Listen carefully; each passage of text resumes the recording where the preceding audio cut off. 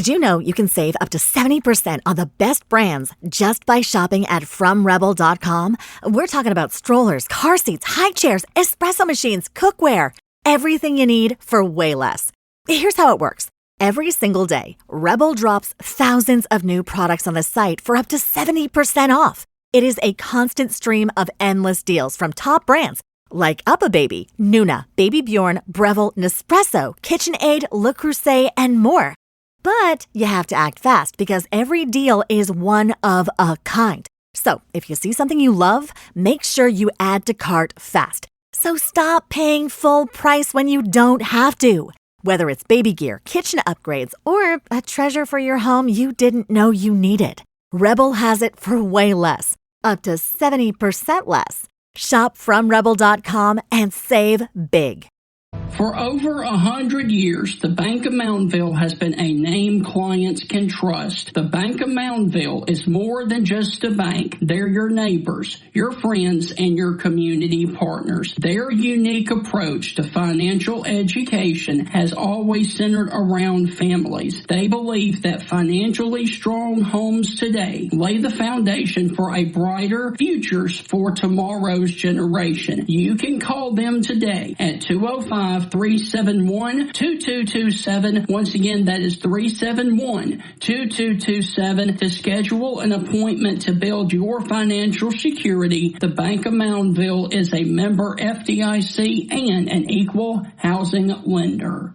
The shocker of the year in college football is here. Listen to this statement. The Vanderbilt Commodores, yes, the doormat of the SEC in football for the longest time, is now a favorite at home this weekend against LSU. Let me rephrase that for you guys. Vanderbilt is the favorite against LSU this weekend at home against the Tigers of LSU. Hunt Palmer and Chris Lee both join us on this edition of the Stingray Show to break down this game between the Commodores and the Tigers of LSU right here on this edition of the Stingray Show. Hi, this is Tim Brando with a reminder. Those of you on Tide 100.9, look out, you're about to feel the buzz of Stingray. This is Stephen Ray, a.k.a. Stingray, coming to you live from Tuscaloosa, Alabama. I'm Heath Hopkins. I'm here in DeSoto County, Mississippi, right outside of Memphis, Tennessee. You know, Mark, I'm going to put you on the spot. Do you feel that responsibility to pay it forward and give some kid a chance coming up in the ranks, kind of like Tony did for you? Why do you think I'm talking to Stingray tonight? Thank you, man. I appreciate that. No, I mean, look, no. Hey, Stingray, here's the deal. When you get involved with Texas, it's like getting married to a stripper. and let me explain this. It looks good, kind of sexy on the surface. Yeah, but then you get the baggage, you get the drama, you get all that eventually comes with it. And that's what you get with Texas, and that's what the Big 12 learned. And Heath, any thoughts on our show moving forward? Hey, to everyone in Tuscaloosa listening here on Tide 100.9. With the Stingray Show, if you don't like it, you better learn to love it, because it's the best show going today, baby. Woo! And with that, I want to welcome you inside another edition of the Stingray Show. And Heath, off the top of the show, I do want to say, for those of you on Tide 100.9, the reason that we did an old show last night is because I have a cut on my cornea inside my eye, and yesterday I spent the majority of it in Birmingham at UAB's eye hospital getting diagnosed with that cut cornea, and so that is the reason that we had to revert to an older show last night. However, the show must go on even though I am wearing sunglasses on this show. And I'm so glad you got that get well soon card from John Cena, because he can't see you. right? Yes, that's correct. Stephen, I want to talk about something super quick as we start the show, man. I'm going to throw a couple of things out at you real quick and count them up for me. Brent Proff, Virginia Tech. Yep. And then you got Deshaun Foster, UCLA. And then you got Mike Gundy, Oklahoma State. Yep. And then you got Sam Pittman, Arkansas. And you got Trent Bray from Oregon State. We won't count this one. Lonnie Teasley, the offensive line coach, South Carolina, he got canned. Trent Dilfer. Yep. Got canned at UAB. And also James Franklin. This is going to be an insane coaching carousel because we don't know what's going to happen to Stoops at Kentucky. We sure don't know what's going to happen down in Gainesville. Right. And there's rumblings happening down at LSU. And here's the other thing that I think people are missing, Stephen. There's some really hot coaches in the SEC right now. Yeah. I mean, who wouldn't want to have Josh Heupel? Yeah. Who wouldn't want to have Lane Kiffin? Yeah. I mean, not only are coaches in the SEC might get fired, some of these coaches might get, Eli Drinkowitz, perfect example. Someone might come and hire them. I think we're going to have a super active coaches carousel in the SEC come November and December. And he's another one that could be on the chopping block, and this has absolutely nothing to do with him. Hugh Freeze at Auburn. He is coaching his rear end off, and the officials are screwing him again.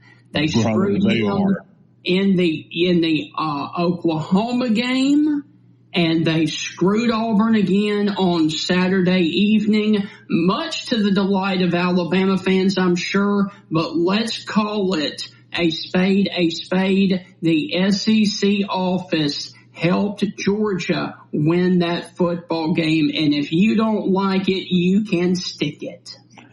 I think you can also throw Oklahoma in there too. They help Oklahoma beat Auburn as well. Yeah. I mean, it is insane what's going on. Stephen, I'm going to throw out another name, and it's on the opposite side. It's not on the Hugh Freeze side of things, of maybe being on the chopping block. Clark Lee at Vanderbilt.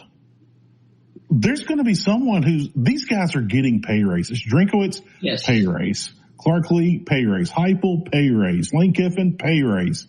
Mm-hmm. There's a lot of guys in the SEC that are going to get healthy pay raises either at their school or at their new stop. And Heath, everybody talked about Saturday night, ESPN, the three announcers, Sean McDonough, Greg McElroy, and the rules analyst all said that was a touchdown there for Jackson Arnold, except the SEC office. And we are still waiting as of Tuesday for the SEC to make a statement. They're not going to make a statement because they don't care. They don't care about Auburn. They don't care about the only two teams they care about are the elites of Alabama and Georgia, and that's it. If you're not Alabama and you're not Georgia, you're not Texas, you're not Oklahoma, if you can't pad the pockets of the mafia organization in Birmingham, then guess what? You don't matter. Wow, you said mafia. Wow, those are some words. You know, I got a lot of Italian in me, so anyway, we'll save that for another show in the summer. But Stephen, it is insane to see. I mean, I'm going to add another ESPN person, Booger McFarland at the house. Yes. But right off the bat said, I don't know what the SEC office is looking at. He said this was clearly, a touchdown. Yep. There's the line, there's the ball. I've mentioned this on the show before. Hugh Freeze grew up close to where I did. I mean, probably 20, 25 minutes away. Probably not even that far, 15, 20 minutes away. And to hear him say some of the things, it sounded like the guys at between Sunday school and big church, talking about the games the night before. Hugh Freeze wanted to say all the things, and he knew that he couldn't.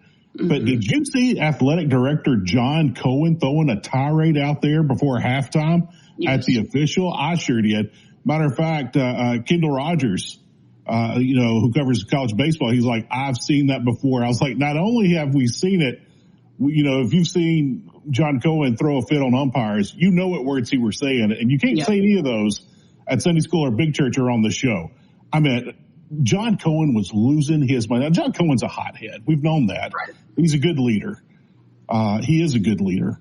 But he is a hothead, and he cannot control his emotions at times. And he was definitely not in control at halftime of that game. And you know what? Good for John Cohen. He was fighting for his team. They were getting robbed. They were getting screwed. Stephen, I want to throw this at you, because as soon as it happened, I thought of this. And I thought about texting you, and I didn't. If Georgia is on the borderline come the college football playoff, if they are a borderline team of making it and not making it, does this game come back to haunt them? And media around America is like, hey, they really didn't win that Auburn game. They really have another loss. Does it come up? They're not going to lose again, because the red and white flags will not allow them to lose. I'm sorry to Ole Miss this weekend. You don't stand a chance, because Lane Kiffin is going to have to scheme not only against Georgia, but against the crimson and white, red and white flags as well. Look, let's all say it. Everyone has a bad game, but Ole Miss and Oxford this past Saturday, yikes. That was terrible. They were like a 28-point favorite, 32-point favorite, fighting for their life at the end of the game? Yeah. Come on now. All right. So, Heath, let's go on ahead and talk about the LSU and Vanderbilt matchup. Hunt Palmer is on deck to join us right after this commercial break. And then later on, we will be joined by Chris Lee of Vandy 247 to talk about the Commodores. That's on the other side of the break. You're listening to the Stingray Show. We will be right back to do a deep dive into Go Tigers versus Anchor Down this weekend in Nashville. Stephen, your future's so bright, you got to wear shades. I love that, man. Thank you.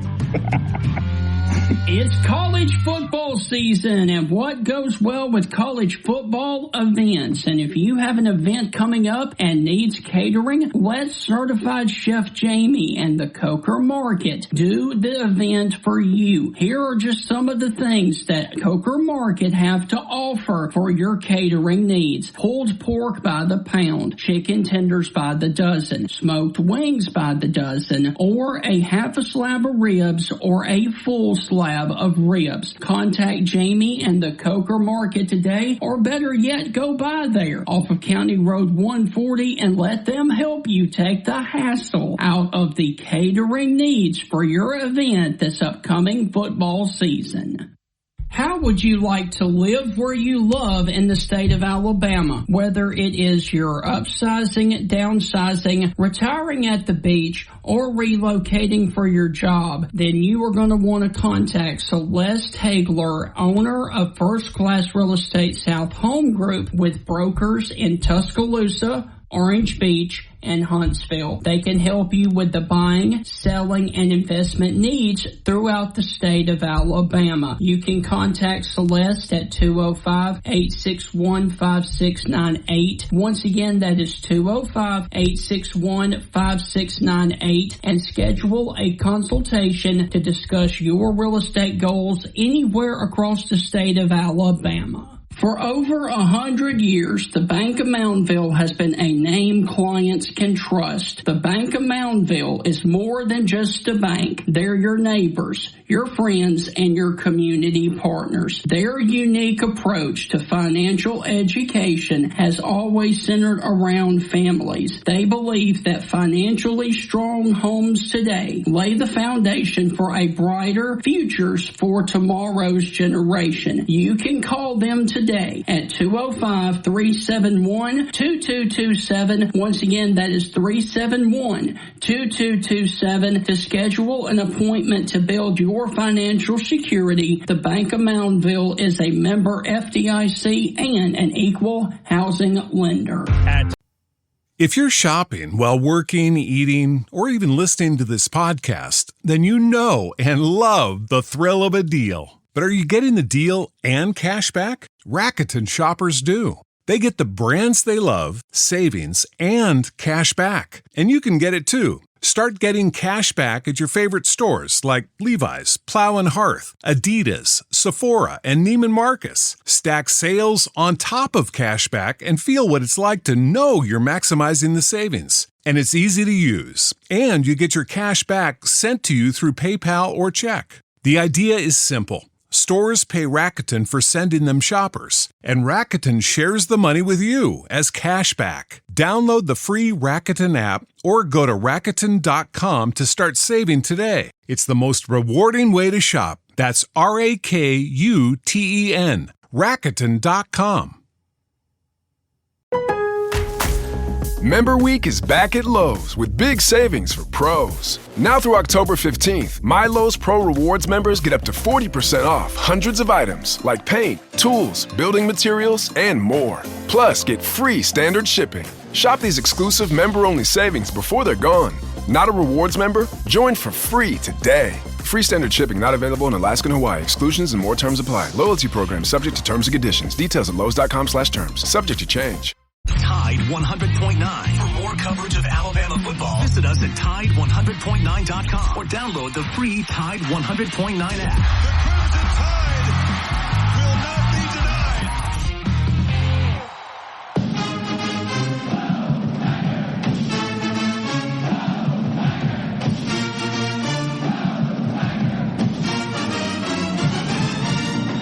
Welcome back inside the Stingray Show. Hope all is well with you on this Tuesday evening. And as we turn the page to week number 7, the LSU Tigers travel to Nashville to take on the Vanderbilt Commodores now. Vanderbilt has not beaten LSU since 1990. They are on a 10-game losing streak against LSU. However, as of this date, they are a 2.5-point favorite over LSU, and LSU is coming off of a win over South Carolina where there was some good on the offense and there was some bad. To break this game down from the LSU side, here is Hunt Palmer. Hunt, how are things with you down on the bayou of LSU?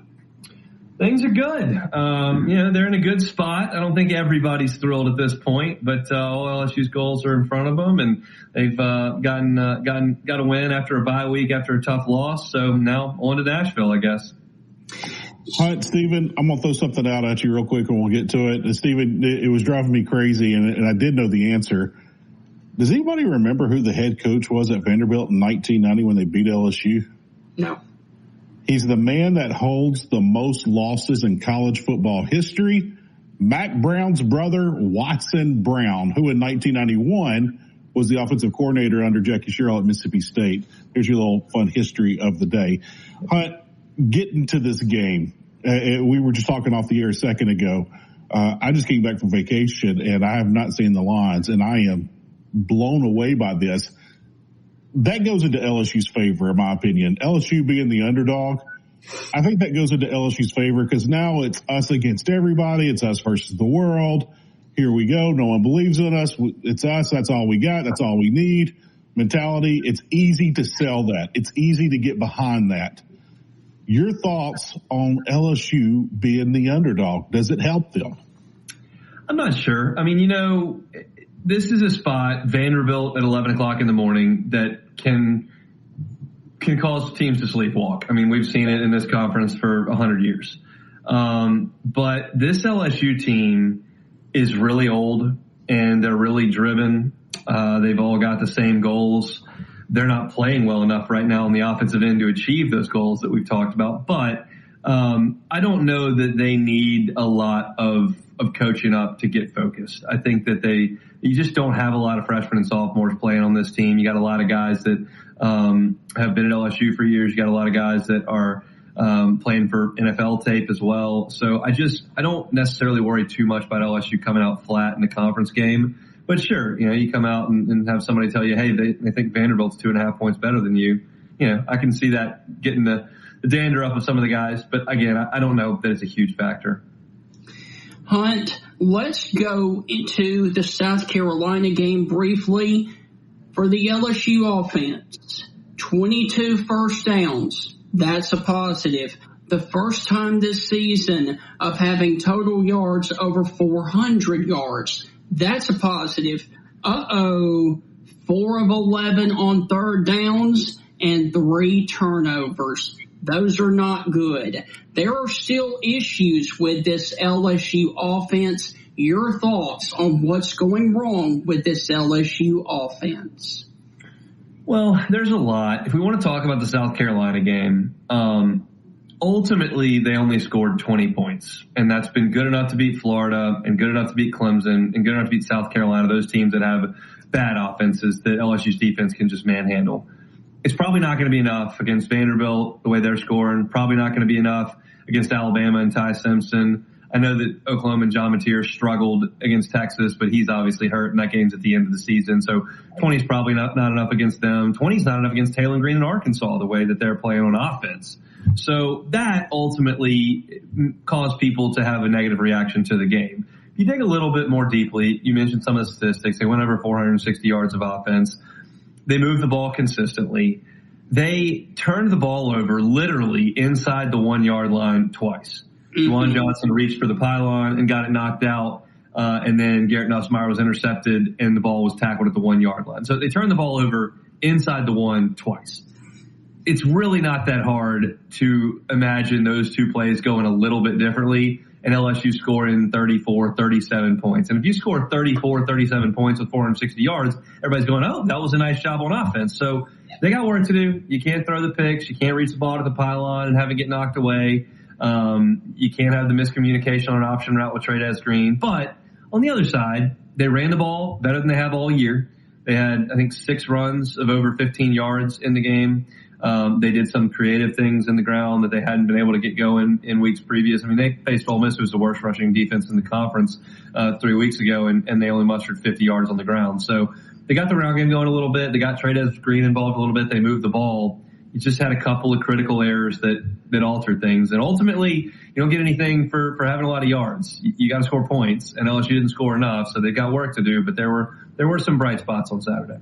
When you look at the game on Saturday morning between Vanderbilt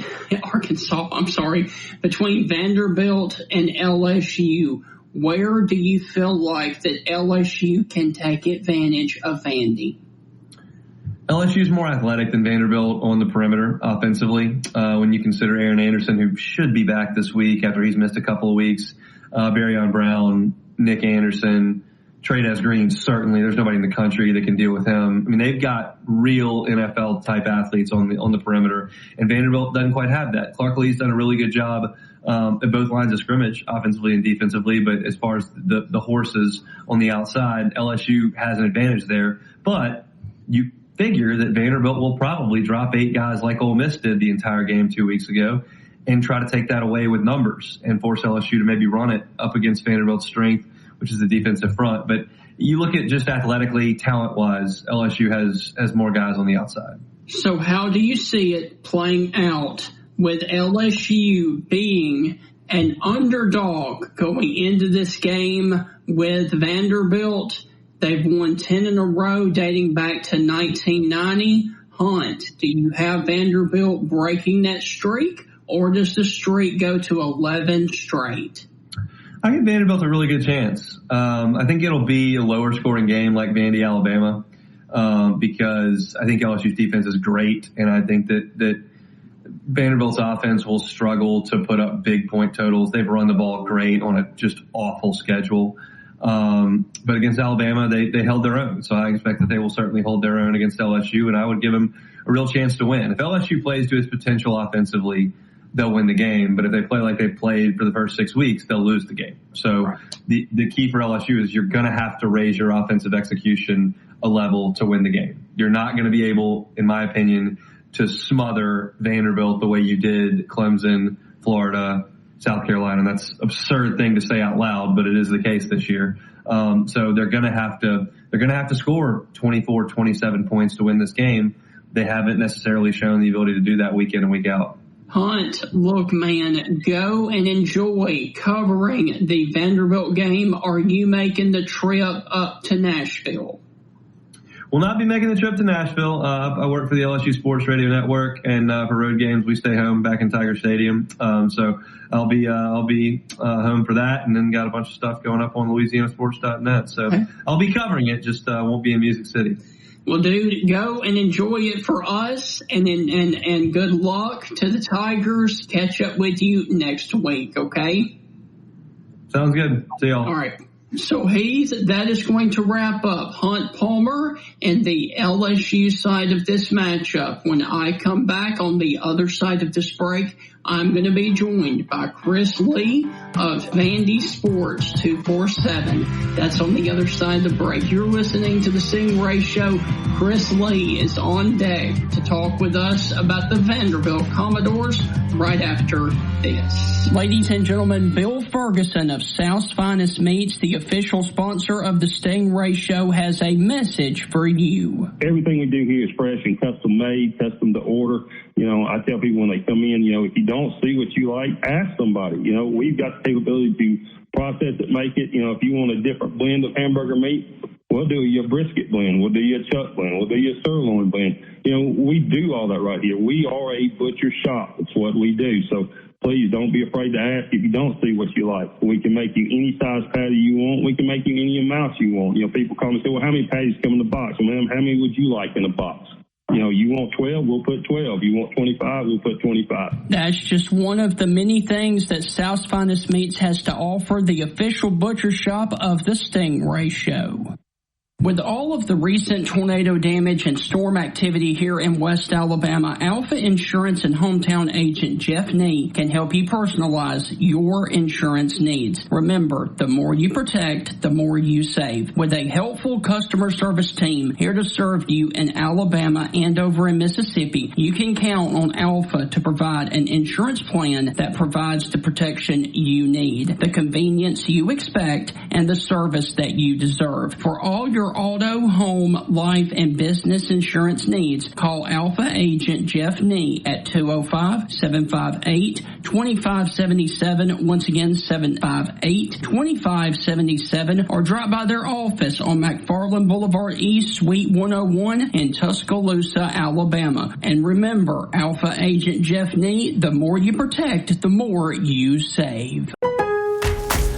Member Week is back at Lowe's with big savings for pros. Now through October 15th, My Lowe's Pro Rewards members get up to 40% off hundreds of items like paint, tools, building materials, and more. Plus, get free standard shipping. Shop these exclusive member-only savings before they're gone.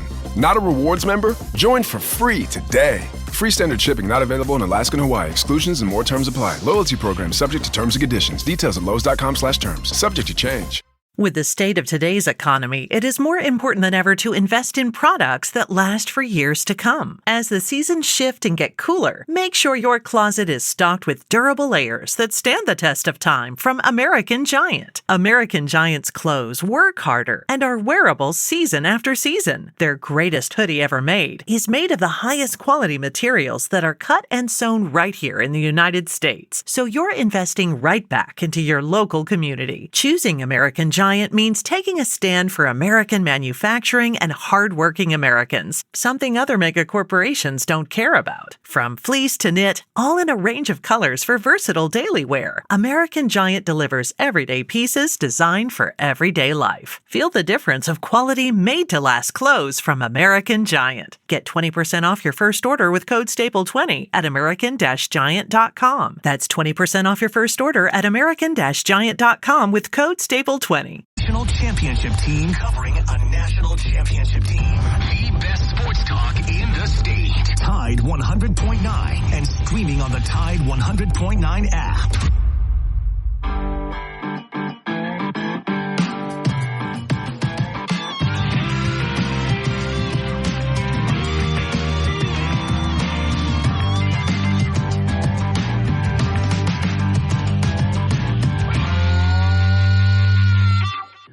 Welcome back inside the Stingray Show. We just finished up with the LSU side of this matchup, and now we are focusing on the Vanderbilt Commodores, as Vanderbilt is coming off its first loss of the season 2 weeks ago and is coming off of a much-needed bye week. The Commodores have not beaten LSU since 1990, and the last time they beat them, they were at home there in Nashville. To break this game down from the Vanderbilt perspective, here is Chris Lee of Southeastern 16, but also Vandy 247. Chris, how are things with you in Nashville, Tennessee, as Vanderbilt is coming off of a much-needed bye week? Hey, I'm good. It's not often you get to join Stevie Wonder to talk sports here, so you take that chance when you get it. If you're watching, you'll get the joke. If you're listening, you may not. Anyway. Man, I'm sorry. The reason that I have sunglasses on is because I cut my cornea over the weekend, and my eye is extremely sensitive to light, but the show must go on. Yeah, well, hey, all kidding aside, that's very painful. If you've ever had a cut in your eye, it's awful. So here's best wishes on healing. Thank you. All right. So, Chris, we talked about the Alabama loss a couple of weeks ago. Going into the bye week, what did you think that Vanderbilt really needed to work on for the back half of this schedule? Well, you don't want to overreact to one half of football, but Vanderbilt's offense had been pretty unstoppable on a regular basis against just about everybody. And especially, running, passing didn't matter. Alabama shut them out the second half and really cut their rushing attack to nothing. I think you probably spend your time doing some self-scouting, saying, hey, what was it that went wrong that maybe someone figured out that's going to make us vulnerable there going forward? And I think defensively, they've not played their best football the last couple of weeks, or the last couple of games. They've given up 35 and 30 to Utah State and Alabama. Now look, 2 of those were garbage time touchdowns. You save that off, it's 28 and 23. It doesn't seem so bad. But, they started leaking a little bit in the downfield passing game the week before against Georgia State. Now you face an LSU team that struggled to move the ball, but it has some athletes, which I think could give them some matchup issues. So I think both sides of the ball, that's what you're concerned about if you're Vanderbilt.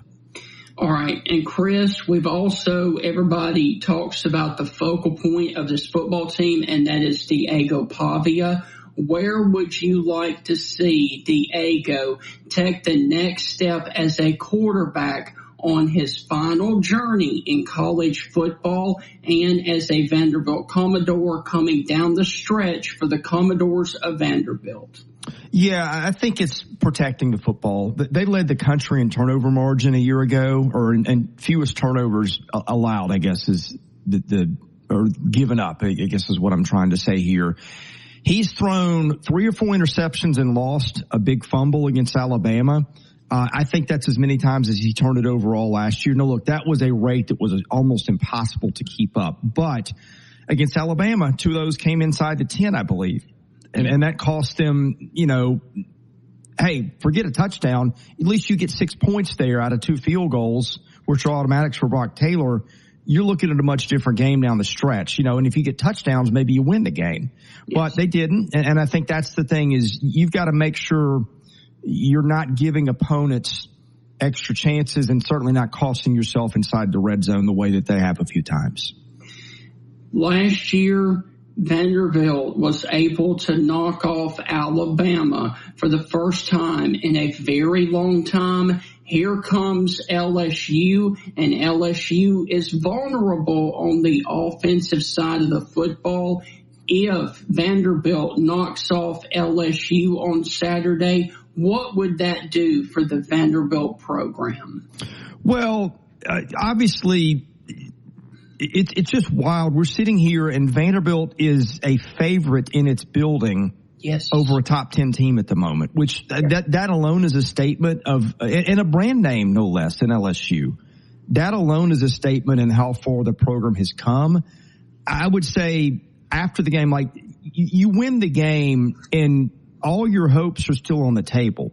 SEC title game, playoff, and I know that sounds ridiculous to the outside because it's Vanderbilt, and I know how bad it's been. I've been there to cover pretty much all of it. You're not going to tell me anything I don't know, but internal expectations have been a lot higher than external expectations, and this has been the case for a while. You started to see that show up last year when Vanderbilt beat Alabama, and there was championship talk all off season. I thought it was a little crazy, but here we are halfway through the season.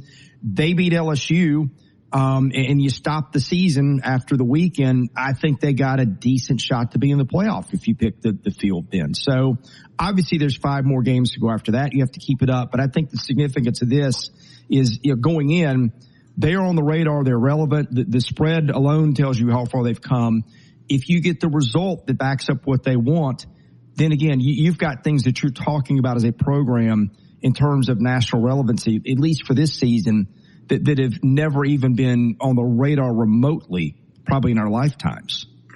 Chris Lee is my guest this evening from Vanderbilt 247. And Chris, you talked about that you have covered this Vanderbilt team through the highs, through the lows, and the very bad of it. I have to ask you, looking back, how is Vanderbilt able to build what they are now? How were they able to go from the doormat of the SEC to one of the potential powerhouses right now in the conference? Well, let's talk about the landscape, and then we'll talk about Vanderbilt, okay? Because the landscape has changed dramatically since Clark Lee took the job in December of 2020. So starting with the 21 season, you've had NIL, you've had the portal, you've had those two together, you've had the roster churn, you have all kinds of things, and throw Vanderbilt out of it, okay? Let's look around the country at what's happening. You're seeing the middle of the pack coming up to the elite. Nobody found that out faster than James Franklin and Penn State, with the losses to Northwestern and before that to UCLA, although UCLA may have been a different deal. Indiana, debatably the top team in the country. I mean, Indiana's been, I'm not going to say as bad as Vanderbilt, but kind of close a lot of years. And, they may be the team to beat. It's probably Ohio State, but Indiana's squarely in that top 5 conversation. So we're having these talks about things like if you'd said 5 or 10 years ago, hey, Stephen, this is what college football is going to look like 5 years from now. I'll always use the analogy like the video game. If you had a video game simulation that started throwing out some of the results that we see in college football now, you'd throw the thing in the trash and you'd say, no, this is no good. The truth has been stranger than whatever you could have invented in some way. So that's one thing. It has given almost everybody a chance. Mm-hmm. I think it took Vanderbilt a long time to recognize that opportunity, but I think getting beat at UNLV in 2023 went a long way towards a reality reset there that said we're going to have to use the portal, we're going to have to use NIL, and we're going to have to get creative with our admissions. I believe 4 of their 5 starting offensive linemen are all in graduate school right now. They're all transfers.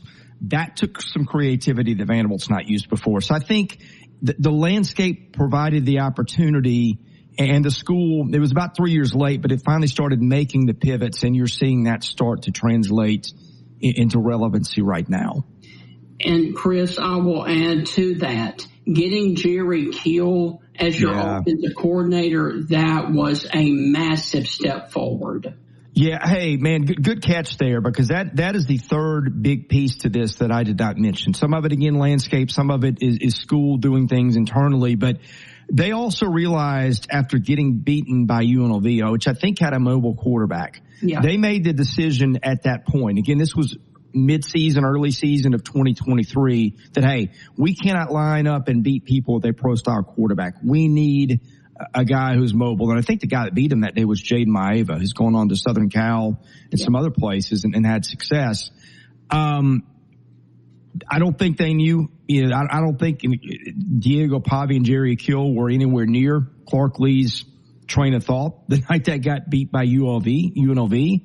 But as they started researching, okay, who are the people that can help us with a little something that other people aren't going to see. They saw that Auburn film where New Mexico State went in and won that game in 23. And that was the jumping off point to what's happened since. Chris, we are up against our final break of the evening. When we come back, we are going to dive into the matchup this weekend where Vanderbilt is the favorite at home against LSU. That is on the other side of the break. You're listening to the Stingray Show. I cannot believe I just said that. Vanderbilt, the favorite over LSU in their building. We will talk about it next. Has it always been your dream to build the pond of your dreams, but you don't know if property you own or are thinking about buying has a good location to build a pond on? You need to contact Honey Hole Fisheries right here in Tuscaloosa County, because Jeff Bagwell will help you decide if property you own or are thinking about buying has a good location to build a pond. You can contact Honey Hole Fisheries at 205-799-0192. Once again, that is 799-0192. And hey, Jeff Bagwell can also order top quality automatic fish and hunting feeders for all of your outdoor recreation. Contact Jeff Bagwell today, once again at 205-799-0192 to help you build the pond or lake of your dreams. With all of the recent tornado damage and storm activity here in West Alabama, Alpha Insurance and hometown agent Jeff Nee can help you personalize your insurance needs. Remember, the more you protect, the more you save. With a helpful customer service team here to serve you in Alabama and over in Mississippi, you can count on Alpha to provide an insurance plan that provides the protection you need, the convenience you expect, and the service that you deserve. For all your auto, home, life, and business insurance needs, call Alpha agent Jeff Nee at 205-758-2577. Once again, 758-2577, or drop by their office on McFarland Boulevard East, Suite 101 in Tuscaloosa, Alabama. And remember, Alpha agent Jeff Nee, the more you protect, the more you save. Roll Tide, the best sports talk, period. Your home for Alabama sports. Tide 100.9 and streaming on the Tide 100.9 app. Your old pal Spooky here, welcome you out to Spook Trail Haunted Maze. Spook Trail 269. Spook Trail! Spook Trail Haunted Maze is one of Alabama's longest haunts, founded in 1989 and has been running strong since then. Over a quarter-mile long outdoor maze in the woods through an old junkyard, through twists and turns into the darkness. If you are looking for an extreme adventure into some of the darkest areas of your mind, then this is the place for you. Due to the nature of their paths, you will be entering at your own risk. Look up Spook Trail Haunted Maze on Facebook to see what days are going to be open. Just minutes from Birmingham and Jasper in Quinton, Alabama. And remember, Spook Trail!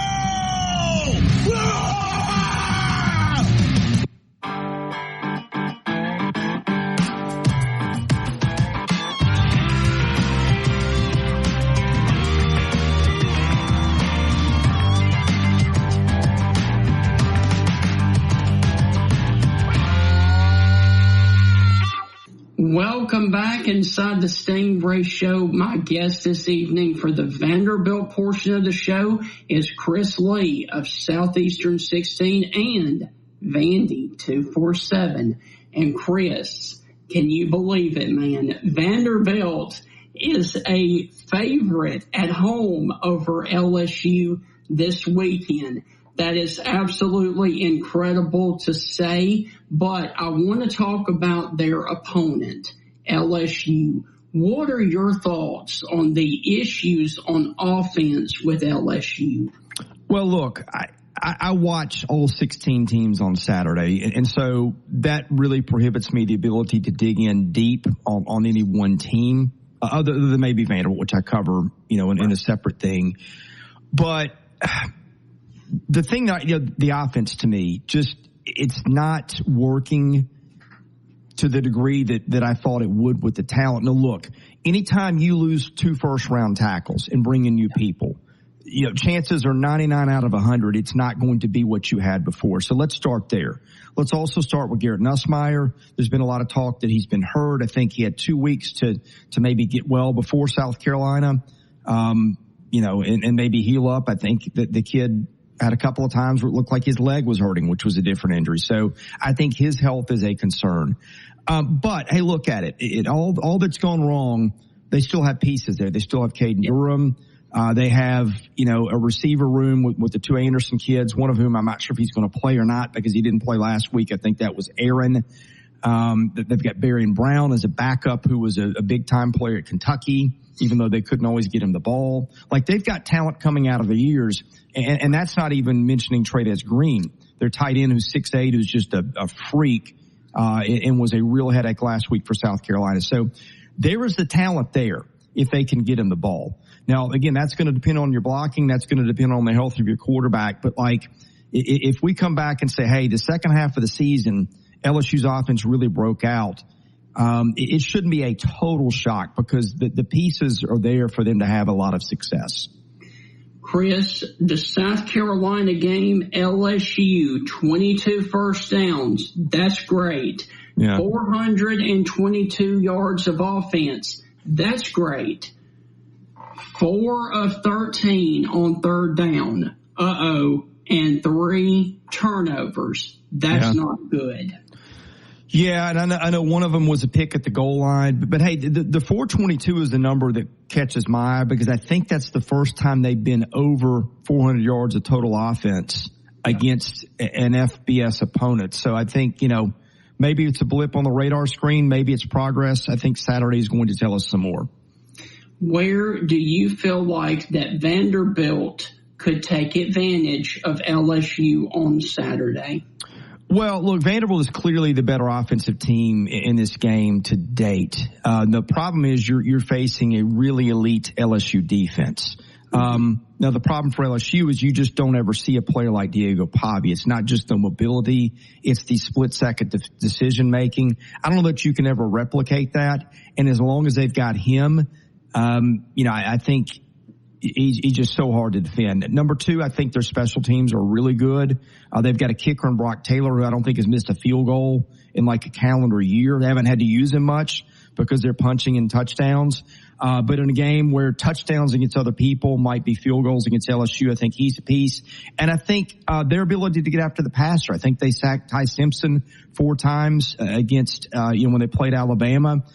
They've got some really good guys off the edge in Miles Capers and Corday Sidner and Nick Rinaldi at linebacker. So LSU's had issues at times with protections and with Nussmeier banged up. I think Vanderbilt's ability to get after the passer is something that might be an issue for LSU. Okay. If Vanderbilt is going to pull off the upset of LSU for the first time in 10 seasons, who are some X factors besides Diego Pavia that have to step up for Vanderbilt? I think on offense, Cedric Alexander, their running back, who's been very, very good. He does everything you want a running back to do. He's a big thing. They get the running game going. They control the clock. He's a big part of it. I think they need Eli Stowers, their tight end, to have a better game than he did last time out against Alabama. He's an All-American level guy. Defensively, I think it's those pass rushers and also your corners. You got to have really good games out of Martell Height. And if he's healthy, I'm assuming he is, Colby Taylor, because again, LSU's got some talent in that receiving room, even if it has not popped on the stat sheet like we thought. As we walk out the door, Vanderbilt was able to knock off Alabama in a monumental win last year at home. Do they get LSU Saturday? Your thoughts? Yeah, give me Vandy 27, LSU 20. I think they're able to score some points on LSU just because of their offense. I do think LSU again may be able to change. That may be too low. I'm kind of liking more of an over number. I think the over under on this is like 43.5. Get the feeling you might see more points, but give me Vandy to win. Not super confident, but I'll go with Vegas and pick Vandy. Wow, dude. Wow. I'm stunned by that, man. Hey, hats off to Clark Lee and Vanderbilt for building this thing to where it has become. Chris, look, man, I know that you've got another hit to get to. Thank you, as always. We would love to catch up with you next week to hopefully talk about another surprising victory for the Vanderbilt Commodores. Well, I'm sure we will, and healing to you in your eyes. I know, all kidding aside, it stinks to be in that spot, so let's hope you get well. Thank you, man. Hey, and anchor down, my friend. All right, have a good weekend, man. You too. Thank you. So, guys, that is going to wrap up the LSU and Vandy preview show. I really do want to thank Chris Lee and Hunt Palmer for joining us from both perspectives on this edition. When we come back on the Wednesday evening edition of the Stingray Show, we're going to be talking about the homecoming matchup, and that is for the Florida Gators this weekend as they host Mississippi State. Graham Hall of 247 Sports will join us from the Gators, and Steve Robertson, host of the Boneyard, joins us from Mississippi State. So that is a preview of Mississippi State and the Florida Gators tomorrow evening right back here on the Stingray Show, and that will begin immediately after Hey Coach, and we will see you then at 7:30 tomorrow. Before we get out of here, due to time constraints on the radio, I was not able to play all of the Hunt Palmer interview for you guys here discussing LSU. So if you would like more information about what could be the issues at LSU and the injuries that could be affecting Garrett Nussmeier, you can go to my YouTube channel, the Stingray Network, and find all of that interview in its entirety.